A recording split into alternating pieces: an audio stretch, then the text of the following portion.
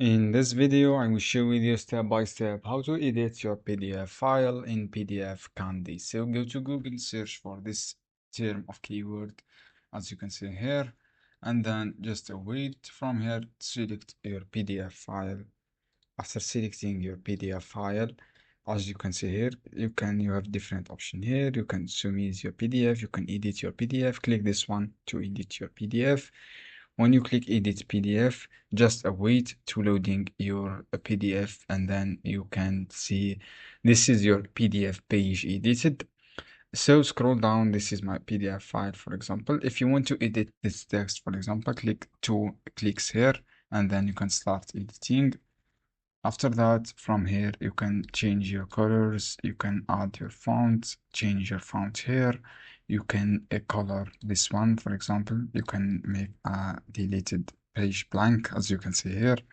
You can add a row, you can add a row vertical, horizontal here. You can add a text, for example, this one. You can add text here, and you can start your text, for example, this one. You can add a keyword, and then you can add everything, as you can see here on this rectangle. So friends, you have different things here you can edit. Basically, it is easy steps. I hope this guide helpful for you. Don't forget, give like and give share this